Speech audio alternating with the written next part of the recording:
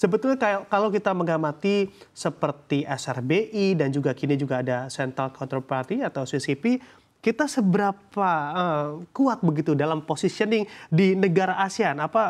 Dilihat juga investor seberapa tertarik dengan produk-produk yang kita miliki, Pak Itang? Mungkin ada satu hal yang indikator untuk mengukur ke daya tarikan dari offshore ke dalam Indonesia. Tentu kita salah satu indikatornya adalah real yield. Berapa sih real return yang akan dia peroleh? Tentu itu membandingkan return dari instrumen dikurangi dengan inflasi. Ya, memang kalau dari angka itu, kalau katakanlah sekarang surat berharga 10 tahun ya, returnnya di 6,7. Inflasi kita kan 1,7. Realnya berarti kita masih dapat sekitar 4%. Itu masih tertinggi di ASEAN, karena kalau dibandingkan dengan Singapura returnnya udah sangat rendah ya, dia di bawah 1% real yield-nya gitu. Nah, dari pertama itu. Tapi ada hal juga, investor itu selain mengukur real yield, karena offshore itu datangnya dalam valuta asing, dia invest dalam local currency, dalam rupiah, tentu juga harus memperhitungkan currency risk-nya. Nah, ini yang digambarkan dari volatility nilai tukar itu. Nah, ini menjadi concern. Nah, menyinggung terkait dengan SRBI, sebenarnya ini cukup menarik bagi investor, karena angka di akhir Oktober menunjukkan bahwa hampir 27% porsi kepemilikan SRBI itu dimiliki oleh offshore. Ya, nah ini menarik gitu. SRBI kan lelang terakhir angkanya di return tertinggi di angka 7,08%.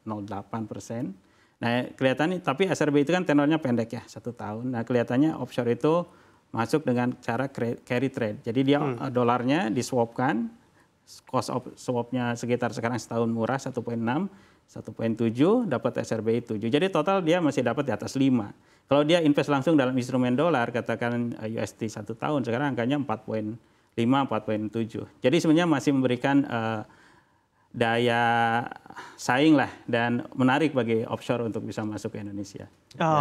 Oke, baik. Lalu kami juga akan melihat pandangan Anda terkait DHE, efektivitas DHE kita untuk menggairahkan pasar keuangan. Apakah memang juga sudah sesuai dengan target yang ditetapkan pemerintah, Pak Itang?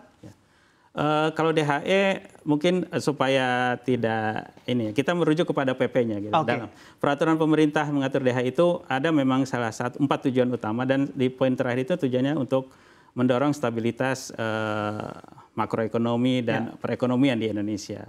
DHE sendiri terbagi dalam 2 aktivitas besar. Satu, aktivitas penempatan, dan yang kedua adalah aktivitas pemanfaatan. Nah, ketentuan DHE yang masih berlaku sekarang ada 30% yang bisa ditempatkan dalam instrumen TD, time deposit, dan itu bisa langsung ke BI juga. Saya kira secara return sih cukup menarik gitu untuk bagi pemilik devisa itu.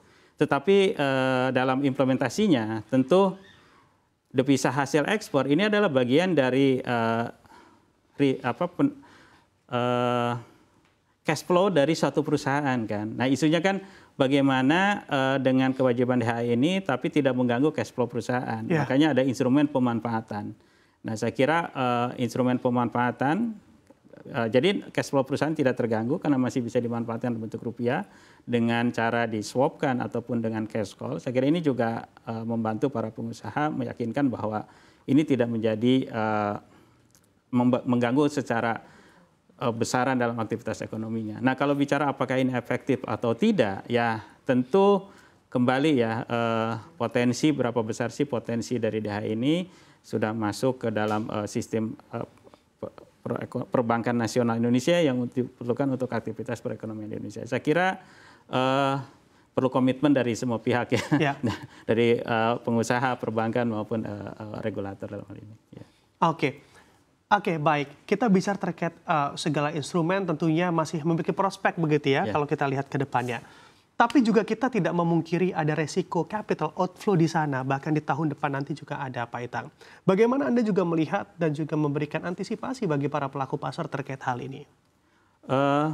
Ya, pertama saya kira hedging adalah salah satu cara untuk mengurangi resiko dari market risk tersebut ya, dari volatility ini. Nah, kuncinya adalah terkait hedging ini yang sering kali dan menjadi concern saya kira dari seluruh bank maupun pelaku usaha adalah timing yang harus pas gitu kan.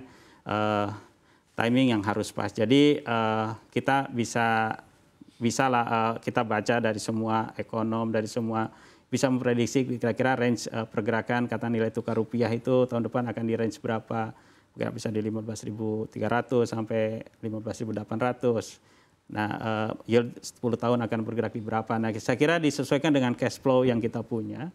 Dan di situ adalah untuk hedging. Nah, hedging ini banyak instrumennya, ada yang bersifat fix, ataupun juga sekarang juga kita juga perbankan, kita juga industri didorong untuk melakukan hedging di NDF ya, domestic forward itu. Saya kira itu juga suatu instrumen yang secara risiko lebih rendah karena bersifat netting, dan itu juga tapi market risk-nya relatif terlock dengan instrumen itu.